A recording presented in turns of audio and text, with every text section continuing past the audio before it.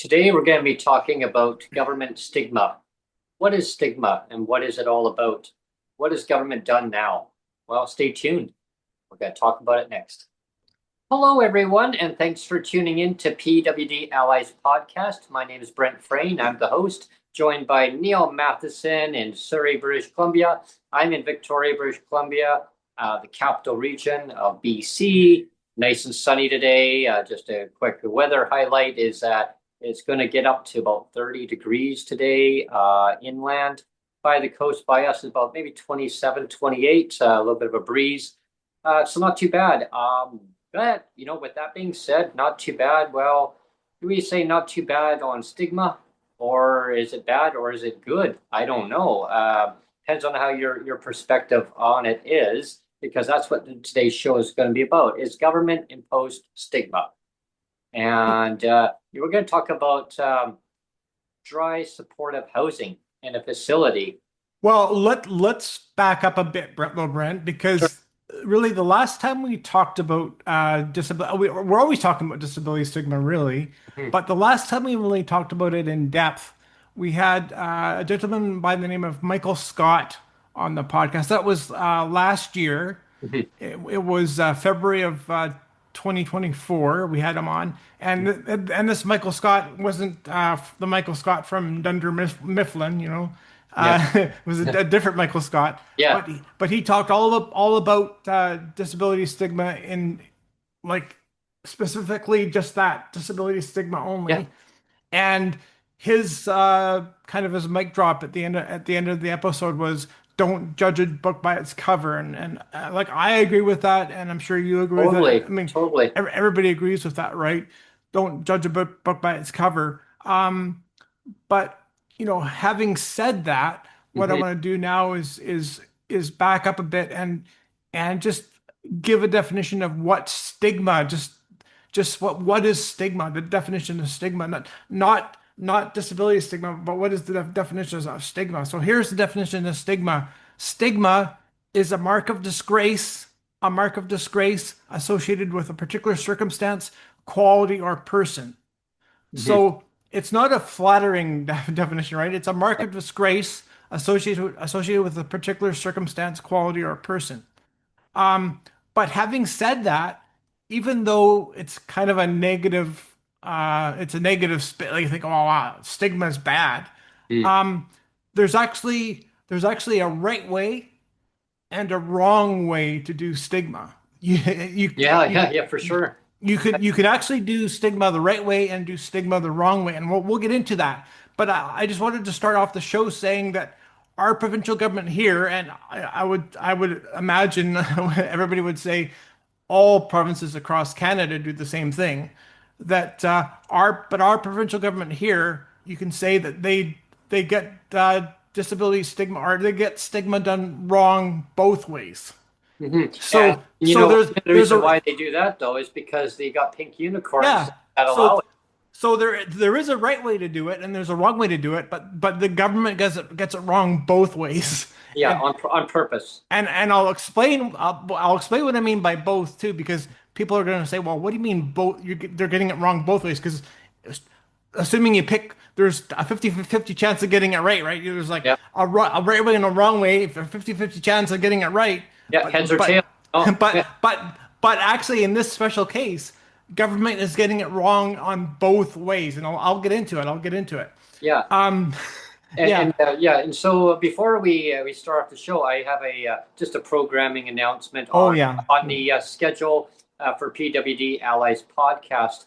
So today's the last show until September the 5th, everyone. But stay tuned because just doing a staycation. Well, Sonia and myself, we're going to be going to visit you, Neil. Yeah. Yeah, so sometime later next week is what our plan is, to go over and visit. We're going to use a Save on Foods More points. Wow, that should be interesting. So you save up your points and you get rewarded on however you want to spend them on the program that allows you on. They basically give you options on how to use your points. You can use them on as ferry passes to go to and from. So That's cool.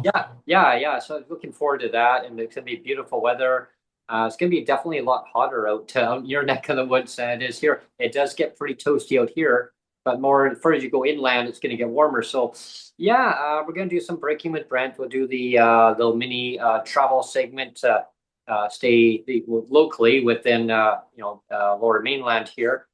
So the travel segment with Sonia and Brent on our little mini bus voyage out to see Neil, and yeah, just check out some of the greenery, some of the scenery, and the beautiful mountains around.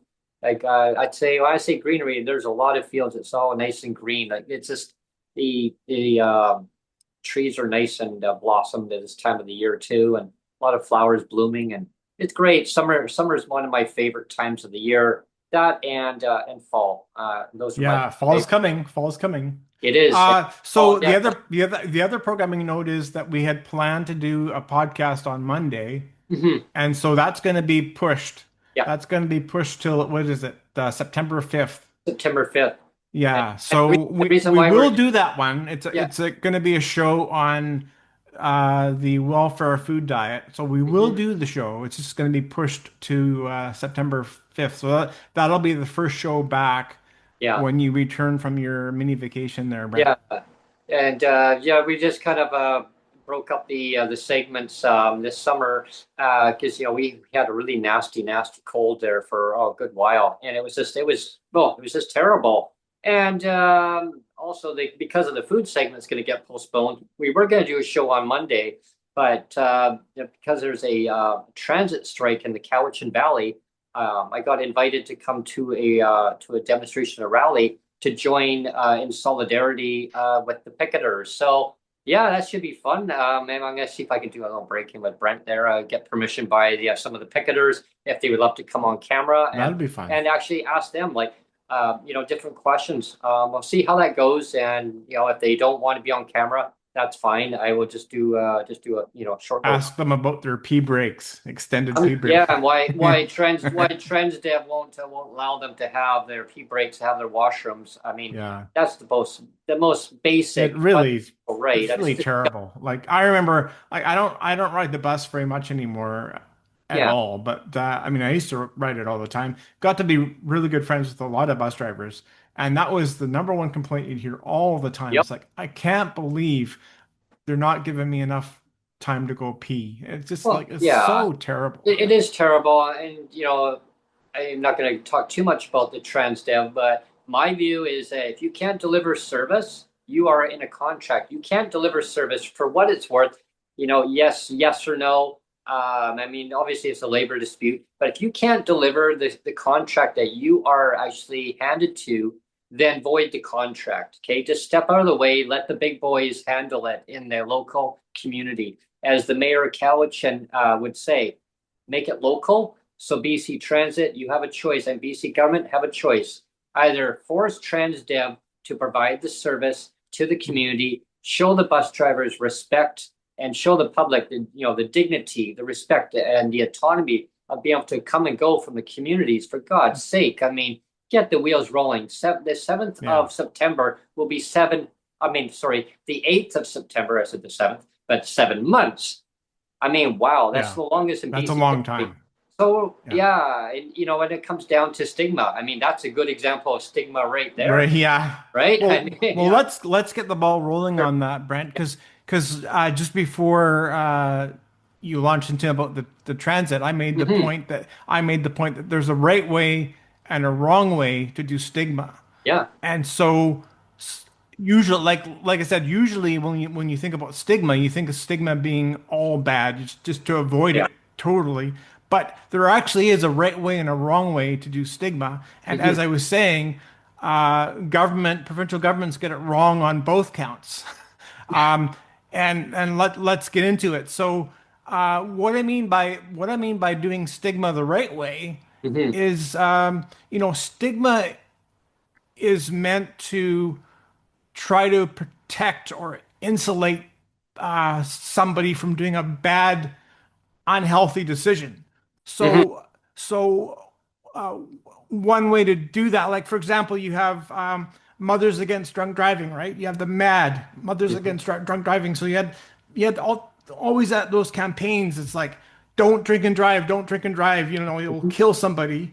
Mhm. That stigma saying, drunk driving is bad, but it's stigma that it's framing drunk driving as a bad thing because Mhm. it is a bad thing. Yeah, So exactly.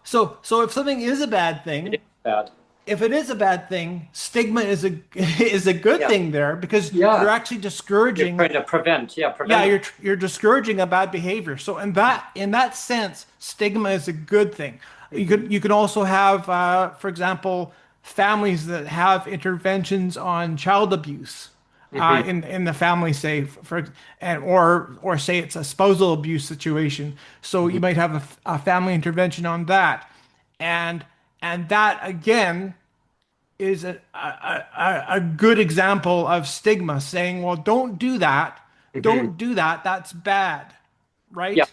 Or even there, someone's in a family situation where one person's trying to flee violence, right? There's that Yeah. stigma on it too, and so many occasions where people are in silence, right? They're trapped. They don't know what to do. So the stigma on it is, well, they're silent. They silence. They don't know who to talk to because the Yeah. stigma is that if they speak up, well, then they're the victim, right? If they speak up, well, then you're not the victim, right? It's reaching out for help to Right. the channels of helplines. There's different resources in your community, people to talk to. Hopefully, maybe some of your neighbors, if you have neighbors, reach out to them. If you're in that situation, just reach out for help, right? Right. And it really makes a huge difference. One of my neighbors many years ago, I mean, going back decades, was in and I didn't realize. I figured they were all happy-go-lucky people. No, there was a really bad situation happening, and they managed to get out of the situation, which was good. It was a good thing, right? But the stigma was they felt that they didn't know who to talk to because they were scared that if they Well, talk, that's just exactly right. Right? Is that yeah, all those things of whether it's spousal abuse or yeah, child abuse? I mean, all those kind of secrets are very well hidden, hmm. right? And the people that are involved with it, like that are the victims of it, especially, don't want to speak out about it because they feel embarrassed, and that's the stigma of it, right?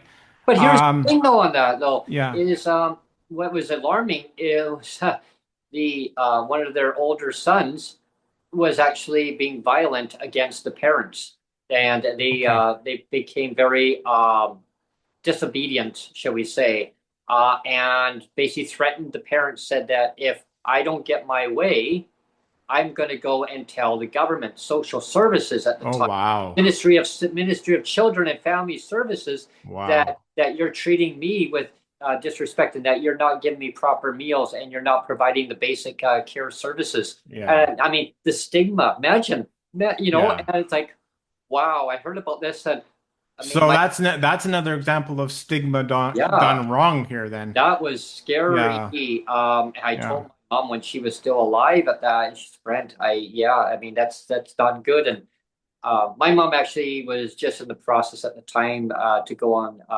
OAS, old age security, and GIS and CPP and all those fun things that seniors get. um, Hmm. anyway, she managed to talk to one of the workers at the time and kind of quietly mentioned, next thing you know it, they were just randomly doing a check around the community and just, knocking on doors. Oh, we're just in the area knocking on doors, make it look that way, and they showed up. And yeah, they fixed the situation. I don't know what came out of it because, but Hmm. it was all fixed. It was all better. But wow, I Hmm. mean, and that can happen so many times, and it does happen in silence. So It I mean, does. Yeah. stigma is, I mean, it can be a good thing in certain scenarios and a bad thing in other scenarios, as we mentioned. Yeah, Uh, and let's talk about let's move to the yeah. most prevalent form of crisis now Mhm. across Canada, and the stigma attached to that Mhm. is the fentanyl crisis, right? The fentanyl crisis. Yeah. And this again is something that the provincial government here, and again, I'm sure provincial governments across Canada, they're getting it wrong. They're getting the stigma wrong because we'll just talk about here in BC. it's like, well, like the whole point for David Eby, let's back up, is that it was in like 2022 or 2023, I think right at the beginning of 2023, Justin Trudeau and David Eby was right by his side when they did this. You know, they were both like, let's legalize drugs, you know, let's legalize drugs and safe supply. And Yeah. and they were locked arm in arm. It's like, what can go wrong? What could Yeah. go wrong, right? Yeah.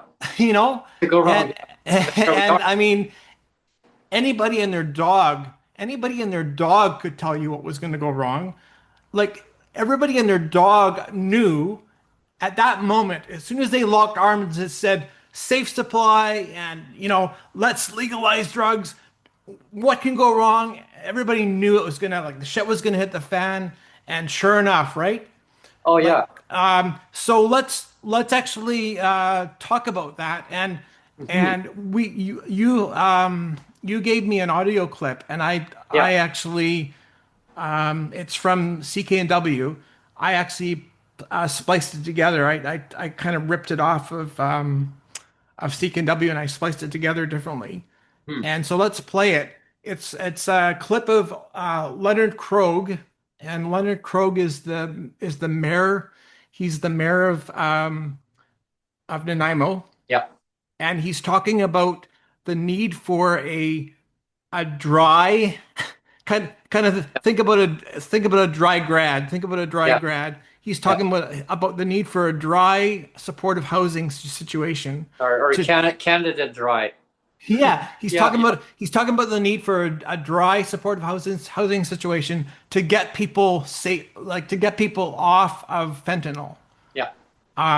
And so let's play that clip, because Sure. what he basically talks about is everything that I wanted to talk about. And again, I had shot this idea with you Hmm. right after our show on Monday. I was Hmm. already talking about, let's do this, and this episode with Leonard Krog actually just aired yesterday. So I had the idea to do this show, and then like, lo and behold, Leonard Krog Yeah. is on the show on CKNW yesterday talking about Yeah. stigma. Yeah, he was on He's there on the talking about stigma, and exactly what you and I wanted to talk about yeah already. on the 20th. He was on CKW, Yeah. is the local station in British Columbia, and you can listen to it on the Chorus Network, actually anywhere in the world, really, if you go to cknw.com.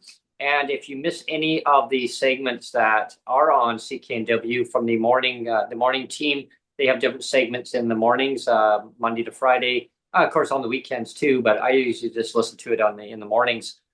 You can always go into their time vault, just to let our viewers and listeners know. So if And you miss that's what I it, did. then you can go to cknw.com, go under their Yeah. time vault, find the day that you want, and pick the time. Yeah. So this was at just after 9 o'clock on the 20th. It was around 9:16. So just a little FYI to people, it was around 9:50, 9:16-ish area.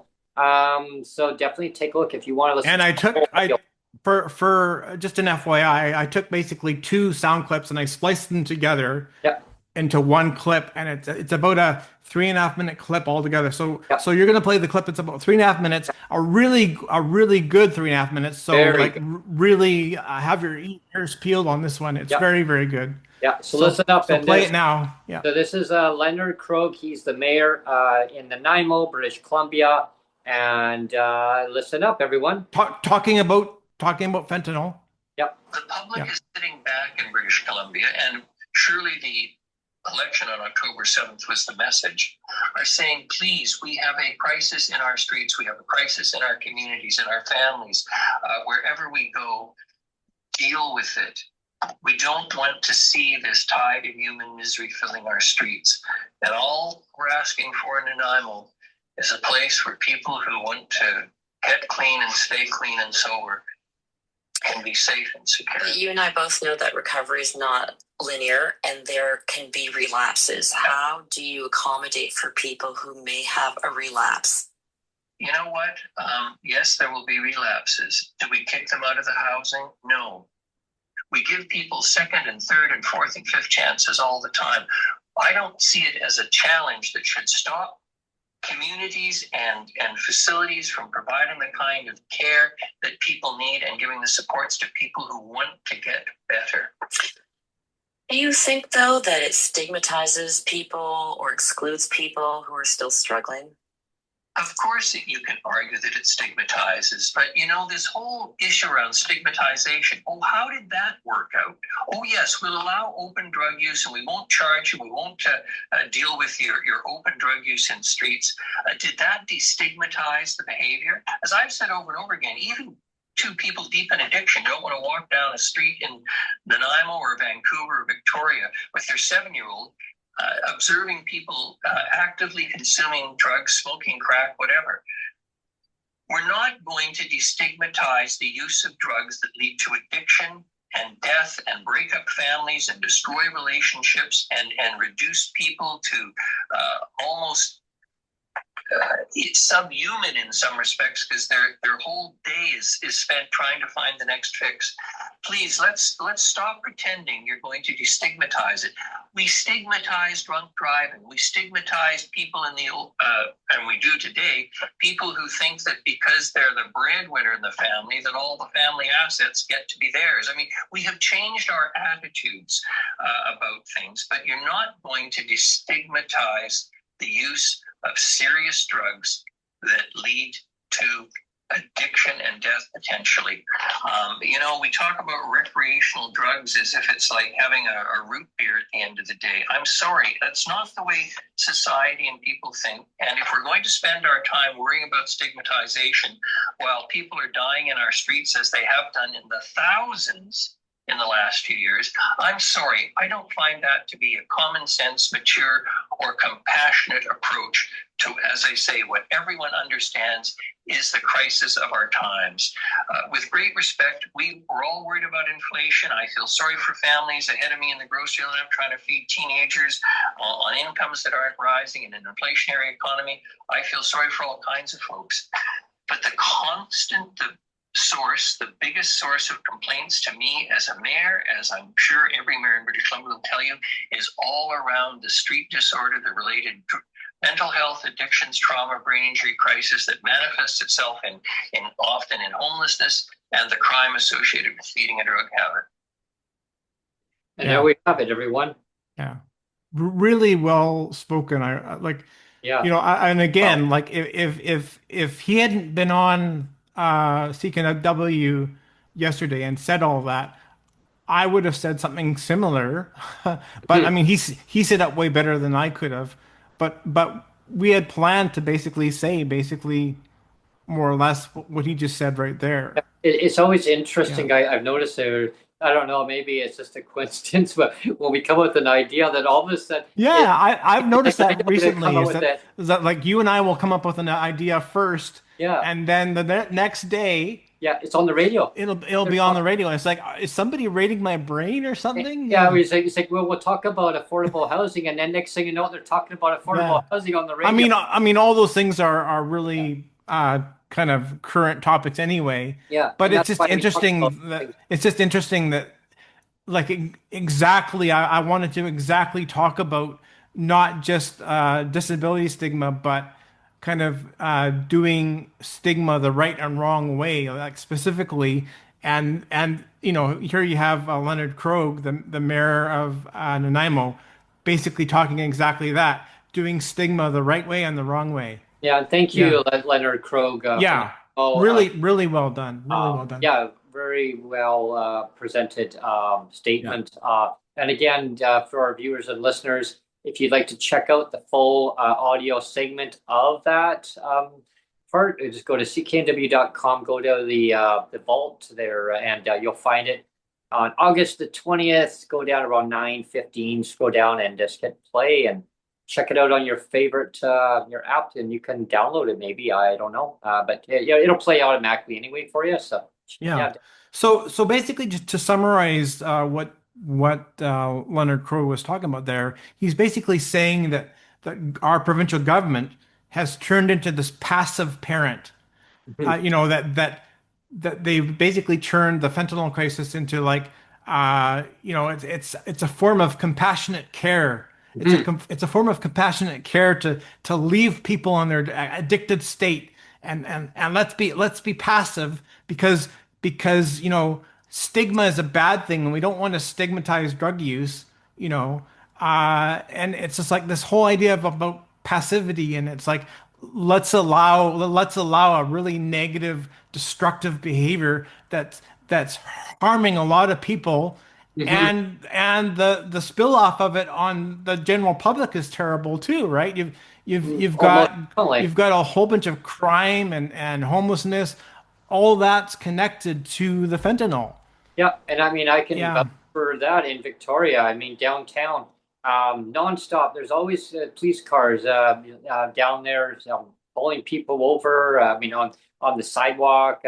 Like saying, like, you can see them almost tackling them in some cases from a distance, and pin them down. I mean, I think just getting them to show proper support would be Yeah. the best method myself, rather than tackling them. I mean, because I mean, they're our brothers, our sisters, our mothers, our fathers. They're in desperate need of help, and the government knows these things, but it's like, oh well, just leave it up to the municipalities. They can deal with it. They can only deal with it so much, folks, and that's the stigma, right? It's Yeah. getting the federal government to change the bail reform. Also, they Yeah. changed.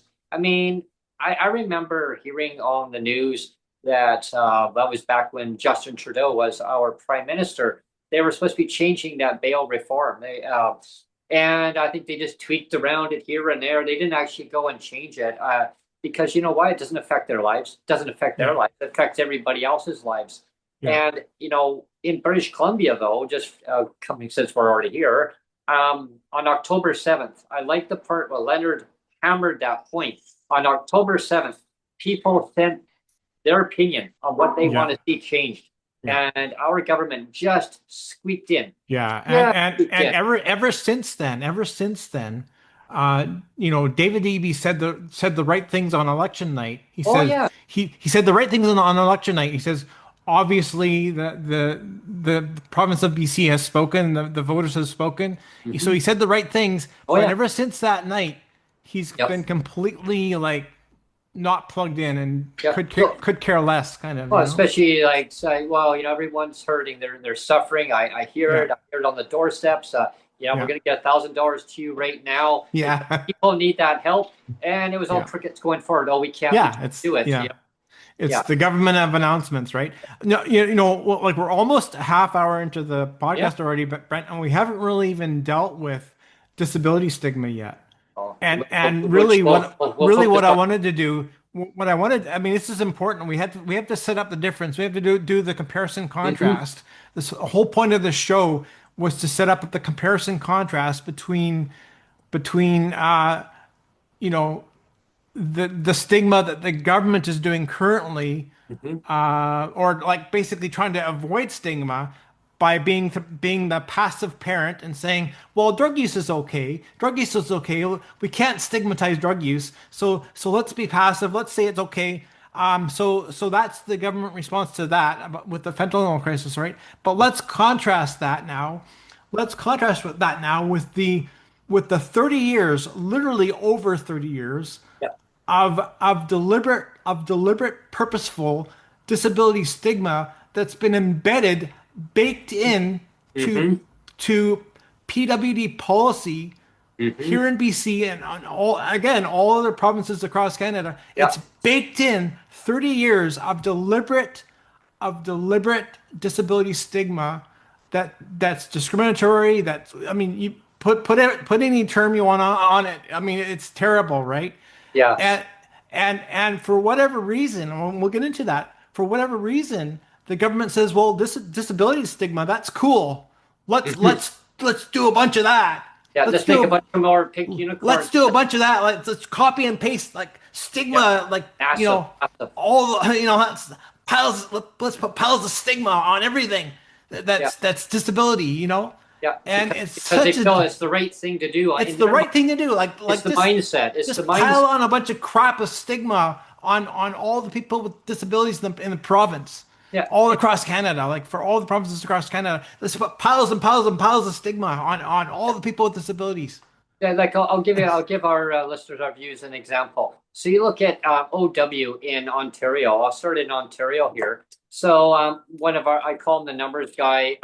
If you're on social media, everybody, I really encourage you to check out Canada Basic. He's all for the basic income, and basically talks a lot about the OW a lot, and people who are living on OW in Ontario. It is completely, in my view, it's completely disgusting that the government, and I don't care what government's in power, any government that is complicit to leave rates and OW. I mean, we talk about below the poverty line level, it's right? inhumane. It's inhumane It's level. inhumane, Like, right? it's like crushing, putting your foot down, and they're laying down, and you have your foot on top of their back. That's what it's like. I mean, 8 years, going on almost 8 years with no increase in OW, ODSP.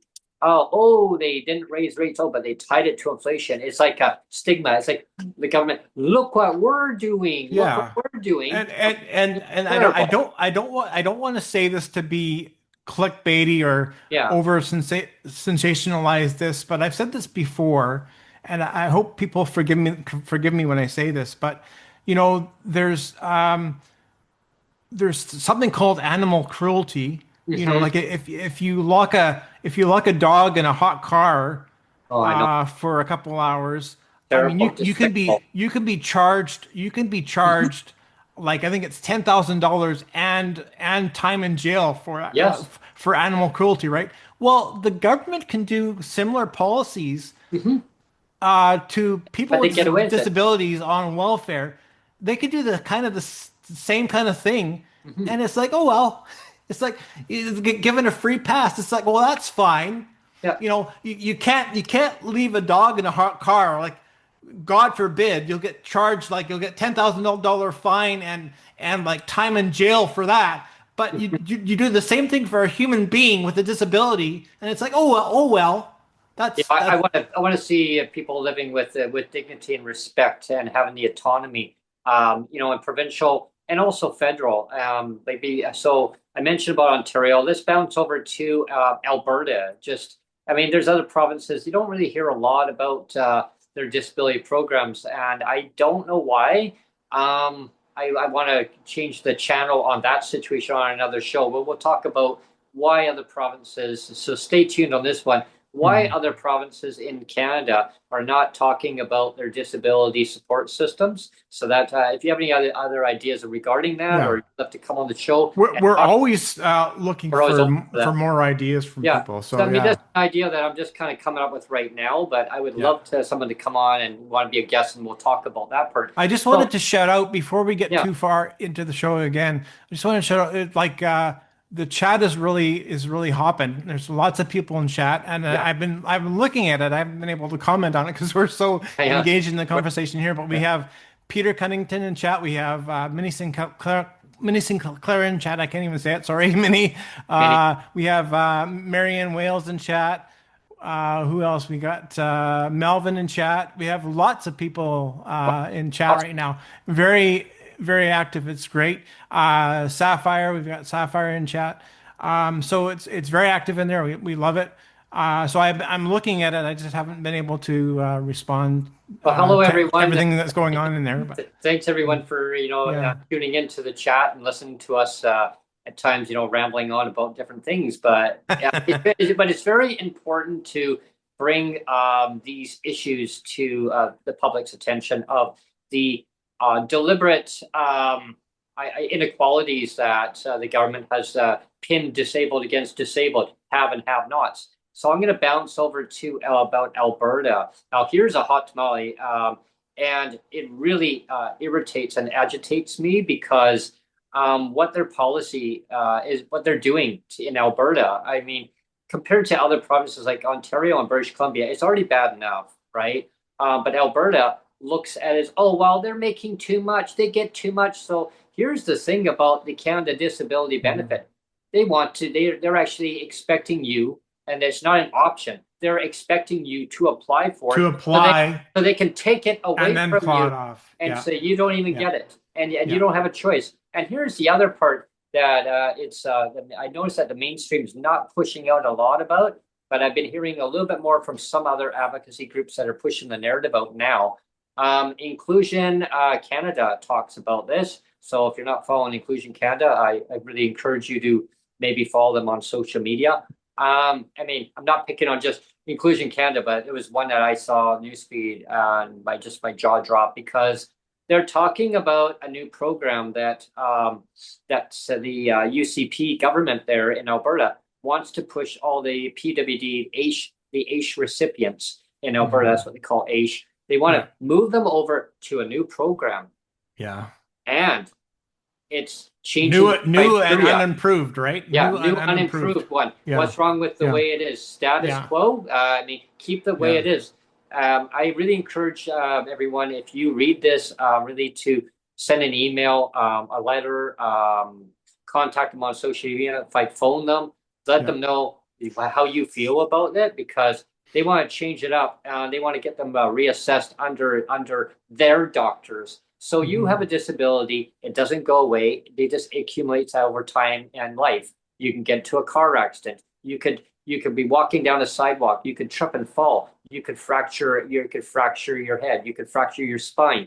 I mean, so many things can happen. I mean, and more disabilities in life. So yeah, the government wants to basically reassess them to see if they're still disabled. Are you kidding me?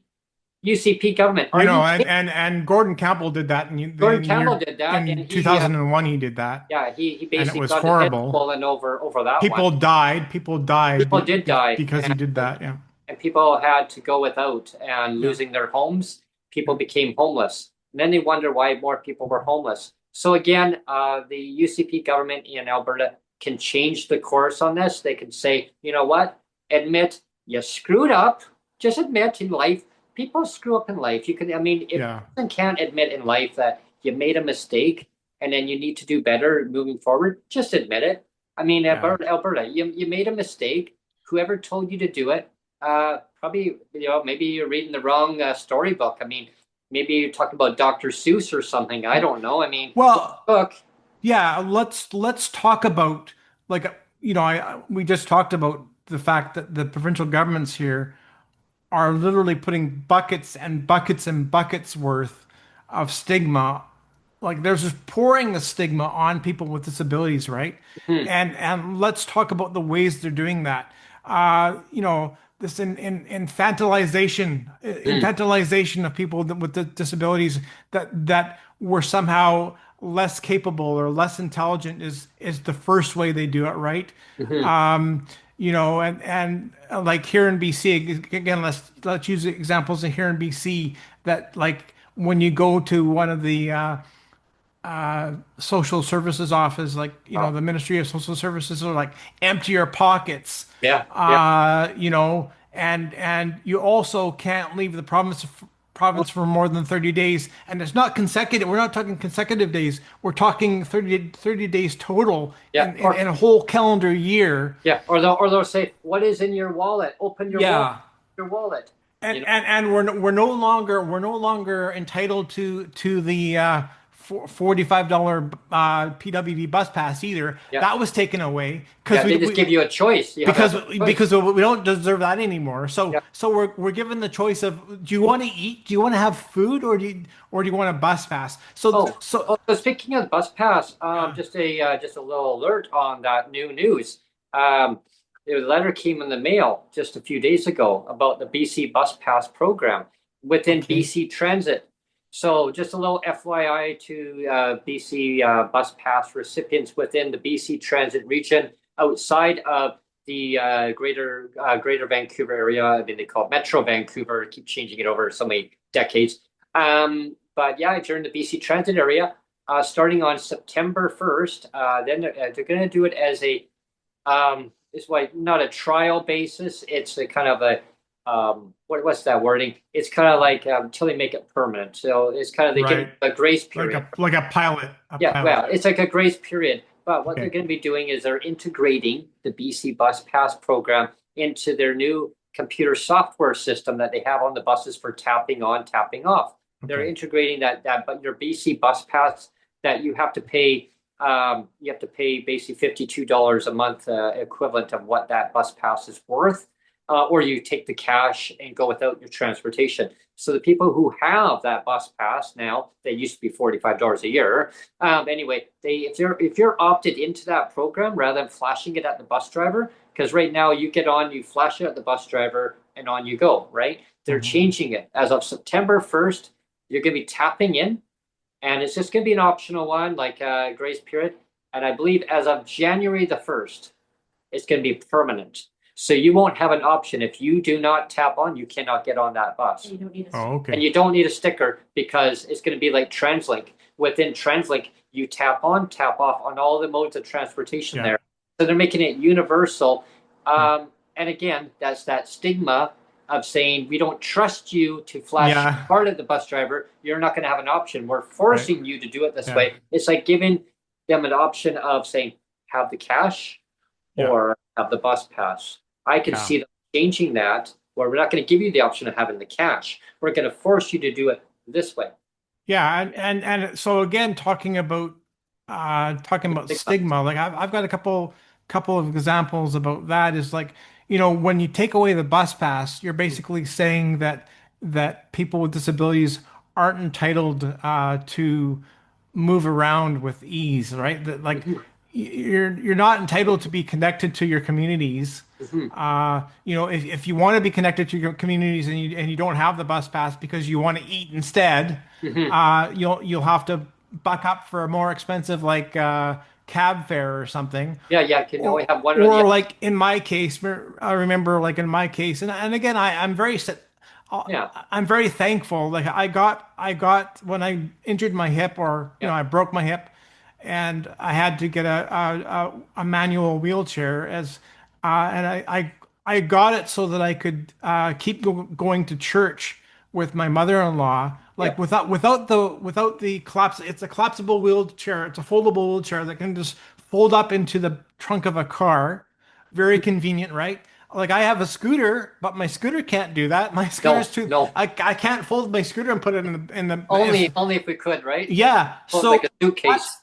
that's why I asked the provincial government for the foldable wheelchair, and it's the only time in all my life of being on disability, and I've been on since Jake turned 1, and he's going to be 17 soon. So it's been about 16 years that I've been on. In the 16 years that I've been on provincial assistance, I've basically never once used put in a receipt for a medical expense. Okay. I've paid out of pocket for everything. I've paid out of pocket for all my other scooters. I paid out of pocket for all the scooter repairs. I paid out of pocket for my all my crutches and crutch tips. Everything. I paid for everything. And so this wheelchair, because money is getting tighter and tighter and tighter for me, just and so and so I said, just this once. I said, just this once. Can the provincial government please pay for a manual wheelchair so I can be more connected to my community. I can easily go to church with my mother-in-law, and they said, they came back and said, no problem. We'll pay for the wheelchair, but we'll only pay for half. What? We'll only pay for half because your ability to move around, Neil, it's kind of optional. And the reason they said it's optional is because they already knew that I had a mobility scooter. Now again, I paid for that. I've paid for that, and I paid for 4 other scooters. That's been at least another 4 other scooters that I paid like 100% on. And I paid for all of the repairs on, and I paid for all my crutches over the years. And so this is the first time that I ever asked the government for a big ticket item. And by big ticket, I mean it's about what is it, about $3,000 or something, a little over $3,000. And so it's the first time that I asked, like, can the government please cover that? And they're like, well, we'll pay for half. And I think pay for the wheels or pay for the seat. Yeah. And so I think it was $3,500. So they ended up paying for about 2,000, and I had to pony up. I had to pony up for about 1,500 of it because again they said, well, your mobility, you're being able to get out of the house and be connected to your community and be connected to your family and your mother-in-law and to church. That's an optional thing, Neil, because we already know you have a scooter, and who cares if you're the one that paid for it.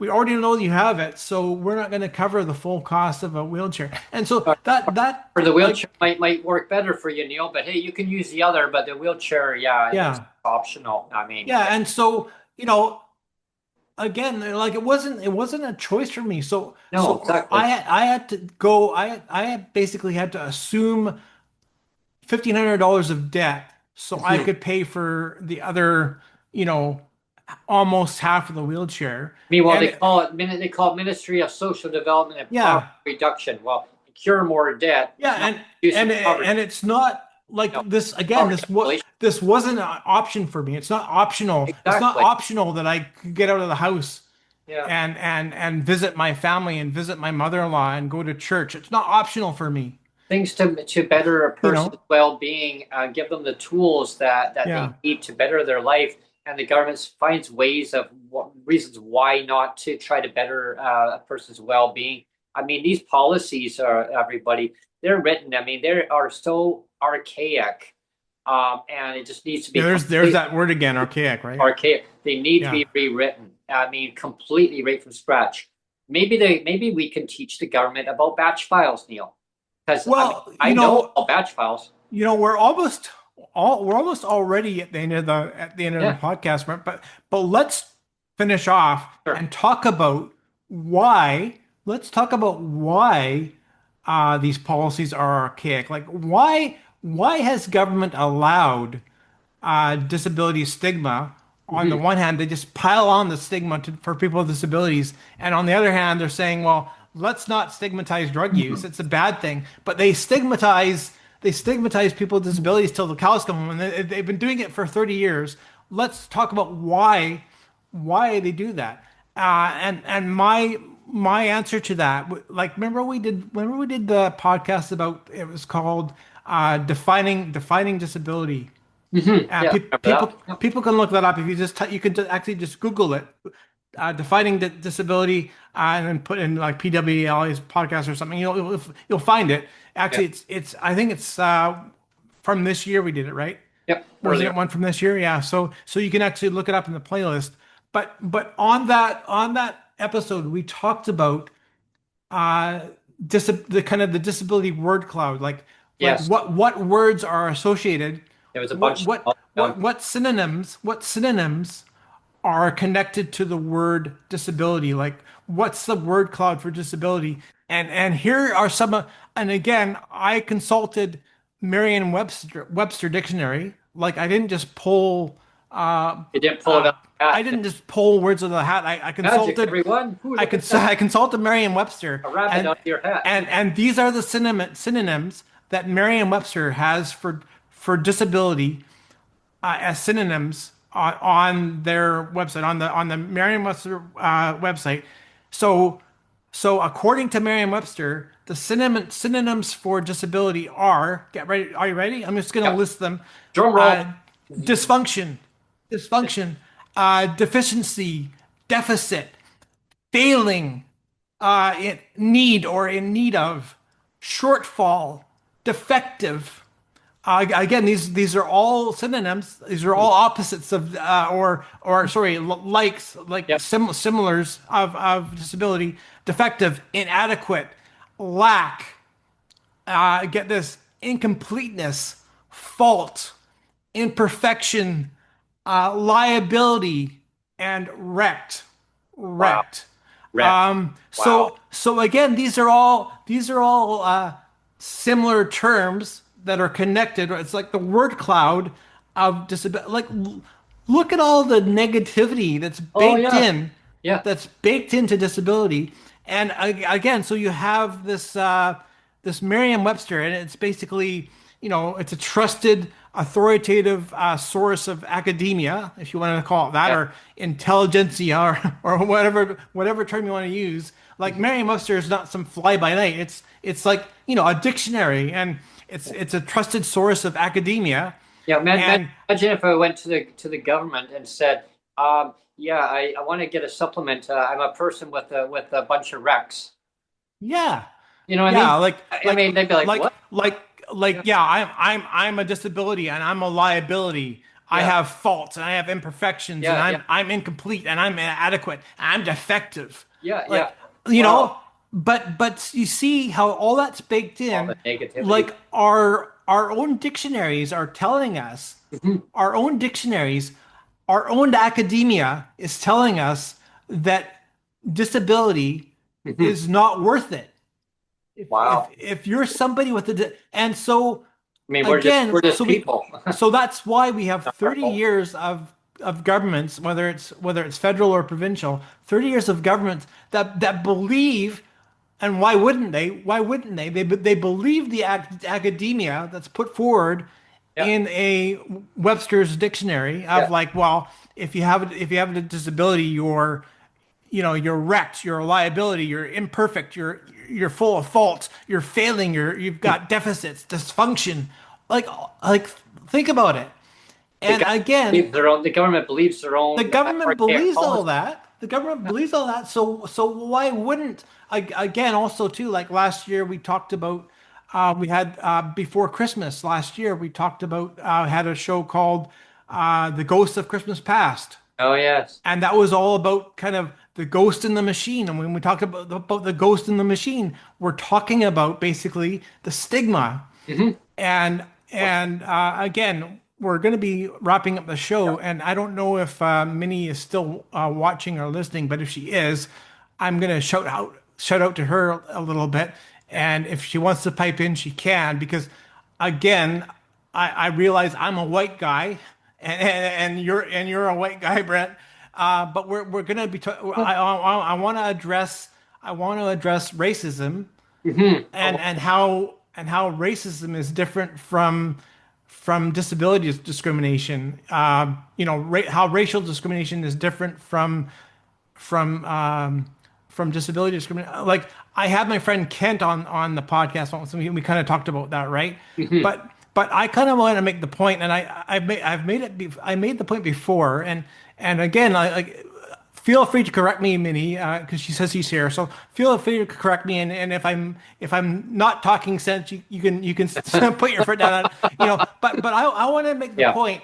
I want to make the point that like, because I've always kind of thought this, that in a sense, governments have kind of have kind of racialized disability. And, Hmm. and and what I mean by that is if you were to give if you're going to give disability a color, if you're Hmm. going to give disability a color, it's like coloring all the people with disability blue and say, well, you're a blue person, so you're not worthy. Yeah. Go stand in the corner over there. Or You're another blue person. Go stand over there. You're another blue person, and go stand over there. And so that's what I mean by kind of the governments have kind of racialized mhm. disability in a sense, where we're all kind of blue people. We're Yeah. all kind of blue people. We're not worthy. We're Or, not or, worthy because or they make things up and they say the grass is blue and the sky is yeah. green. Yeah, I mean, like I already made the point. I already made the point that our own dictionaries, our own Merriam-Webster dictionary has made the point that people with disability, like the term disability it's a negative term, mhm. right?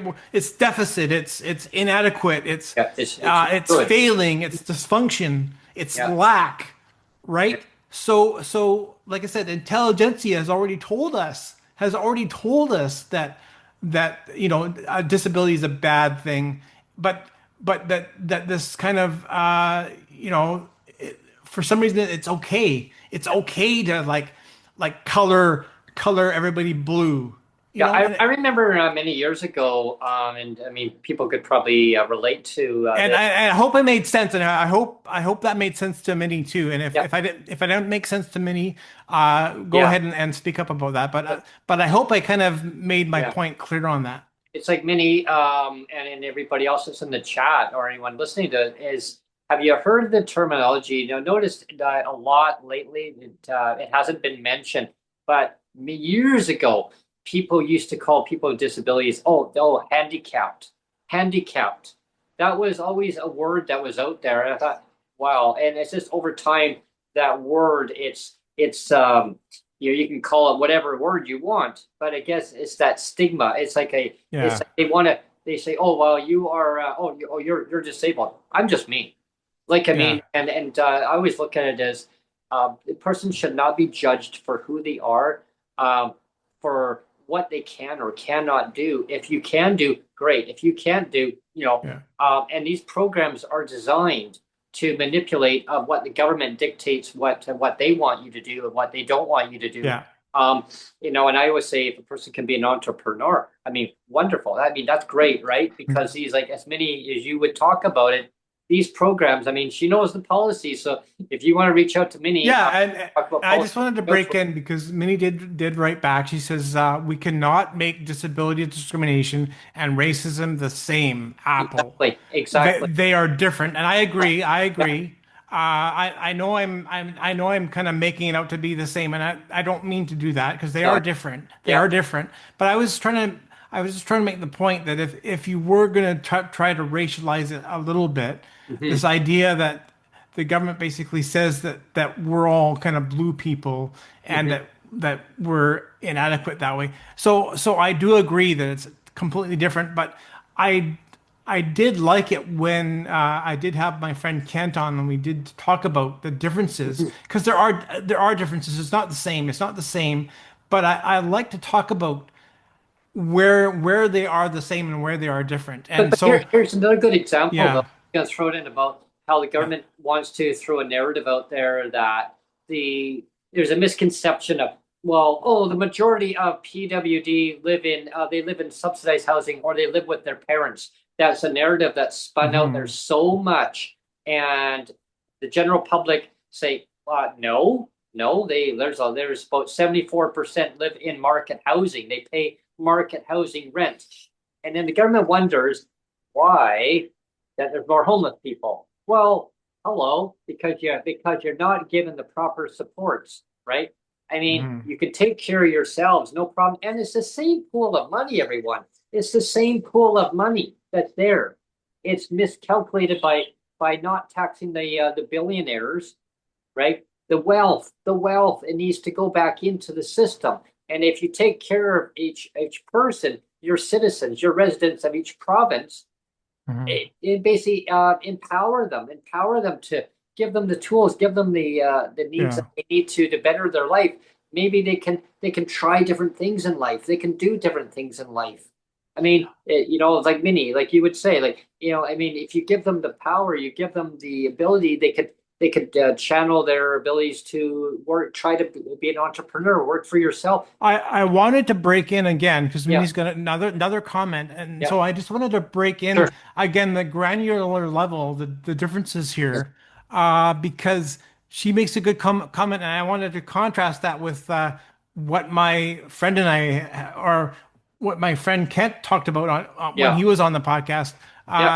Minnie says that living with an episodic invisible disability, I'm not Yeah. discriminated against based on disability. It is my Mhm. race. So that's Right. that's how she sees it. She says, I'm not discriminated based on against my disability. It's my race. They do not see my disability first. They always Exactly. see my skin color. Now that's completely fair if that's her experience. But I Mhm. just wanted to say, Minnie, that when Kent was on the show, when he came on the show, his experience was very different. He says that he never felt discriminated against based on his skin color. Now, again, that's his experience, So he's a black man. He says personally he's never felt discriminated against, but based on his skin color, he always felt that if he was going to get discriminated against, he was always getting pulled. They were always pulling the lever of the disability all the time. It was always pulling the disability lever first. Now again, that's my friend Kent's experience. And again, everybody has a different experience. Yeah. So obviously, Minnie's experience with it is different than my friend Kent's. But so I'll give you. just interesting. I'll give you an example about that. Yeah, we got about 5 minutes, folks, and then we'll be signing up. But we've covered a lot today. Yeah, we did. So I'll give you an example, and I'm not going to pick away at any political party here, but an experience that we had, in a meeting not that long ago, just before our rally. Actually, we had at the BC legislature. So we had a meeting, and different MLAs, meeting with us, and one actually said, well, all three of you don't look like you have disabilities. You don't look like you have disabilities. Okay, so a little FYI, there's a lot of hidden disabilities that people, they don't see. And that's not always a bad thing. That's that stigma again, right? Because you look at a person and you say, well, you take them at face value. You take them for who they are. You don't judge them for who they are. And so I turn it into a good thing. It could be a bad thing, but as long as you don't judge that person, if you take them for value for who they are, and accept them for who all their attributes and who they are, just their character on who they are, there's nothing wrong with that. But if you say, well, you have hidden disabilities, then how come you can't do this, or how come you can't do that, or why can't you do this or that? Then now you're judging the person. But if you're accepting the person for who they are, and I took it at first, I was like, well, all three of you don't look like you have disabilities. Whoa, like what the hell are you saying? Yeah. But at the same time, they accepted us for who we are. Yeah. And I thought, okay, like bravo, like that's great, right? But at the same time, there are people in society that will judge people, right? I don't think that's right. I can't speak for other people, but if you don't want to accept them in your life and take them for who they are, well, then they move on, right? I don't change for me, like personally, I don't change me for me, right? If somebody doesn't like who I am, well, then, hey, that's not my problem. I can't change me. It's like government wants people to do what they want you to do. I'm sorry, I can't change me. Just because that narrative they spin out there, like the spin doctors, it's like pink unicorns, like one behind me. I can grow a lot of them. I can make them all look real, but they're in reality, they're not real, right? So basically my point is that the government would love everyone to think that reality is that, they snap their fingers and people can do whatever the government wants them to do. Yeah. Reality, that's not happening, right? And so I guess the part that bothers me the most is that stigma when it comes to making the general public think that government's taking care of they call it the most vulnerable. Well, they're not. They're not. And we're talking about seniors. There's so many seniors that are suffering in silence. They don't know. Maybe they don't know. Again, when Christy Clark was premier, she said the most vulnerable in our society were dogs and cats. I know. And that's just completely tone deaf. And then when people, they were struggling so bad, the cost of housing or affordability, her answer was, well, move up north. Just move up north. Yeah. But then you don't have the facilities. Right? Yeah, you don't have the facilities. You don't have the medical care. You don't have the transportation. Oh, well, you can just go without a bus pass. Oh, well, really? Now you have to choose, right? So it's the mindset, right? And we need to try to channel the government saying it's okay. It's okay to accept the person for who they are. Don't put them through reassessments. They're already disabled. Yeah. And as soon as I think we need to educate the government and saying it's okay to admit when you screw up, but do better going forward. Yeah. Listen to lived experience. And because it can affect you just because they are privileged. They are still people. They can still get disabilities, and you will get disabilities. And that's not an if. The fact is that people don't need to change who they are. Okay, so they just be you, and I accept you for you. I mean, yeah, that's just how it is, and that's how we learn in life. We learn from each other. We make mistakes. We say, "Hey, I screwed up," you know. Yeah. So Yeah, so again, to kind of summarize today's show, and we packed in a lot, we did. there's a right way and a wrong way Yeah. to do stigma. And we've already gave the example of, the fentanyl crisis. That's kind of the Mhm. wrong way to do stigma because the government's basically saying, let's not stigmatize drug use, even though that's a really bad thing to do, like smoking and, you know, and whatever, like, a really bad habit, you shouldn't do it. Let's not stigmatize that, but let's throw buckets and buckets and buckets worth of stigma onto people with disabilities. That's fine. That's okay. Yeah. We love stigma then. We love stigma then. Yeah. So that's kind of like been the summary of the show, and I hope people understand it. And that I just wanted to kind of finish off the fact that there is that difference between doing stigma the right way and the wrong way. And again, government's doing it wrong on both ways.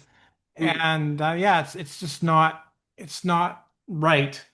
Yeah, there's so many different aspects of persons who they are. Like I mean, Mhm. like say the skin color or your skin tone. Like it's well, yeah, you need to go and get a suntan, Brent. Hey, I'm just born that way. It's just my color of my skin. I mean, if I go and do that, sun too long, I get sunburnt. I mean, just I turn like a red lobster, right? Yeah, or Brent, why are your eyes just shifting back and forth? You're not focusing on me. No, it's my eye condition. Oh, I Yeah, thought, I have an eye condition too, where I have a lazy eye that yeah, just but kind of my wanders off every once in a while. yeah, my eyes are like permanently that way, but I'm still able to Yeah. focus straight. Hmm. And so yeah, that's who I am, and people take me Hmm. for who I am, and yeah, at least they try to anyway. Yeah. Anyway, I want to thank everyone for tuning in today. I hope you really enjoyed today's segment. We packed in a lot topics on stigma, different different viewpoints on stigma, on different examples of how government treats the people with disabilities, or they call it the most vulnerable. I mean, just people with disabilities. I mean, just we are who we are, right? Just it's about Hmm. respect. Give people the respect, the ability to do the best they can in life. Don't judge them. Don't tell them, well, what this is what you are going to do because you know what? These, like I say again, archaic policies, they need to be rewritten and they will be rewritten, Yeah. right? And if you need to learn about batch files government, reach out to us. I tell you, I wrote, I had a BBS up there way back, the bulletin board system way back then, Right. and Yeah. it's all done by batch files. Yeah. Okay, so yeah, Yeah. like if you want to know about how to reprogram things and modernize things, your strings, yeah, I and always just say like burn it down and start again almost. yeah, Yeah. yeah, it's Yeah. not hard. It's like the Just bus. burn it down to the studs and start again. Yeah, I seniors got their bus pass. Yeah. PWD need a Yeah. batch. Well, again, stigma, like, if you're elderly, you still get your bus pass, but Yeah, go figure it. because of stigma, people with disabilities don't get their bus pass anymore. I did again want to thank everybody that's been active in chat, and again, I didn't Yeah, necessarily everyone. get to address everyone in chat because it's so busy. But I hope, yeah, people enjoyed the show. Yeah, I really hope that you guys enjoy the rest of your August. I'll be back on September the 5th. Stay tuned for some coffee time segments, Yeah. some breaking with Brent segments. Next Monday, the 25th, I'm going to be at, like I said at the beginning of the show, I'm going to be at a transit rally, standing in solidarity with the Cowichan bus drivers. I don't know if all of them are going to be there, but I think So some that they took will. precedent. That took precedent over our podcast, and that's Yeah, why you President canceled the over it. Yeah, podcast. that's Yeah. that's right. Yeah. But it'd be a lot of the Victoria bus drivers there too, and they're because they're brothers and sisters. They're even different unions, but they're joining in solidarity. And I was invited to come along to there to basically join up because I'm a strong advocate for people with disabilities when it comes to public transportation in BC. Um, I mean, I want to see these, I want to see the strand. So Peter Cunnington and Chad is saying, when is the transit rally? You're saying it's on Monday. It's on Monday, the 25th, between 10 and 1, Peter. Yeah. So if you can, and it's right in front of the BC Transit headquarters there on Douglas. So if you want to be there, maybe a few minutes before, we can join up. Yeah. Let me know, Peter. Send me a message, and and anyone else that's local, you want to join up. We need to send a strong message to Transdev and BC Transit and the BC government that we need to put an end to this garbage, right? I know that the latest news that I heard before we sign off for today is that the BC government says they're keeping an eye on it. They want to get another mediator involved, a second mediator. The first one they had involved was the government appointed mediator. It was the same talking points that Transdev had for the union. It didn't go too well. So obviously, oopsie, it's like that didn't work. So maybe we should get one of the top mediators in there and put an end to it, because it's obviously not going anywhere. 7 months almost. That's beyond, to me, it's beyond stupid, right? Mm-hmm. It's like saying rinse and repeat. Oh, it's not working. Don't 7 months. 7 months is about 6.5 months too long, right? Well, you know, people are losing their jobs. They can't get to food banks. They can't get to doctor's appointments. Or, I mean, they've been fired. They lose their jobs. They're homeless because they can't pay the rent because they can't get to their jobs. I mean, wow. I mean, people that can't commute from Cowichan, which is in the Duncan area and surrounding area within Cowichan. I mean, it's a pretty big area. I mean, you got Cowichan Lake. People are stranded. And they can't even get to Victoria or back and forth. But anyway, stay tuned. Join us on Monday, the 25th in Victoria at the front of the BC Transit headquarters. We'll talk about that. Stay tuned for Breaking with Brent on that. I'm going to try to interview some bus drivers if I can, if they want to be on camera. And enjoy your summer. Like I say, coffee time, Breaking with Brent, you name it. Little mini travel segment to go and see Neil. We have a few things. We'll be back in September. September 5. We'll be back in September to do the welfare food diet episode. Yes. I know that Birdie was looking forward to that. She'd already shared that out. She shared it out, and then she shared it out too early, so now she has to change the date on that, Birdie, to September 5. Yeah. We would do it on the Labor Day. There was talk about that on the 1st, but of course there'll be a lot of activity going on that day. So next day will be September the 5th. Reach out to me at any time if you want to, or Neil.